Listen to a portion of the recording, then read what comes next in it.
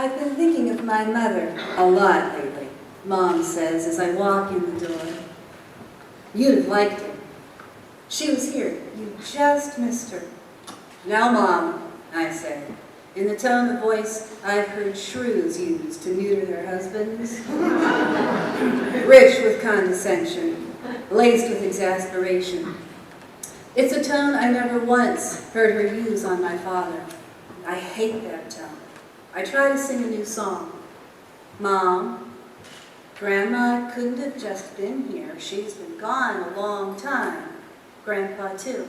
Remember? Mom peers at me, focused, deliberate, concentrating on remembering. Finally, I know that. And she does know for 10, maybe 15 minutes. And then her eyelids start to close, like an owl in the daytime, blinding her to the present and returning her to her murky thoughts. Long ago, when I had more time than money, I bought a sweater and cross-stitched a floral design on the front of it as a Christmas present for Mom. The sweater wasn't expensive. Though the needlework I added was involved, I enjoyed doing it because I knew my mother would like it. When she unwrapped the gift on Christmas morning, her joyful reaction made the extra effort I put into the stitching worthwhile. To be honest, I didn't think about the sweater much afterward. My husband and I returned to our home 500 miles away and picked up our routines where we left them. About a year later, Mom related a conversation she had had with a colleague at work. When asked where she had gotten her sweater, Mom explained that I had done the design. Her coworker examined the stitching closely and then said, "Do you have any idea how much your daughter loves you?" Mom beamed as she told the story, but it made me wonder, does my mother know how much I love her? I remember helping out in the kitchen when I was too small to see over the countertop. Mom's friends would shake their heads. How could she stand to bake with me in the way?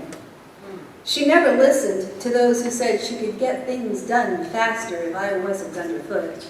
Instead, she let me sift the flour and the soda, pack down the brown sugar, and measure spices. Today, my kitchen is one of my favorite places. I owe my love of cooking to my mother. Does she know? One of Mom's mottos has always been, if something's worth doing, it's worth doing right. I heard it every time I didn't want to finish a project I agreed to do. I heard it every time I tried something and wanted to give up. Mom's mantra has shaped my attitude toward work and toward myself. I owe my sense of commitment to my mother. Does she know? My mother is a deeply spiritual person. Me? I still struggle with the idea of putting myself in the hands of someone beyond me whom I can't see or hold on to.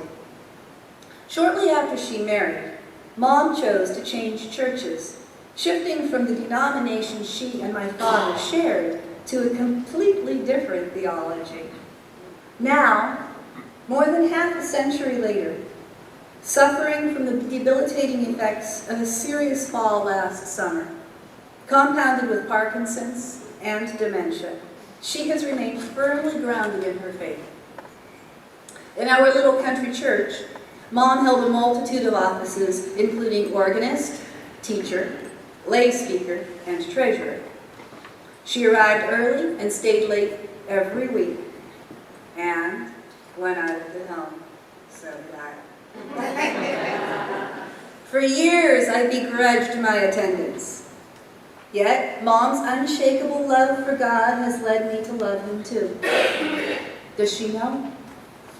Does she know how fortunate I feel to have grown up in a loving home? How lucky I count myself to have had her and my father's parents. Their example as best friends and partners for the 53 years of their marriage has been a priceless foundation for my own. Mom showed me how to disagree without anger, how to stand firm without defiance, and how to forge a vibrant love that does not fade with time.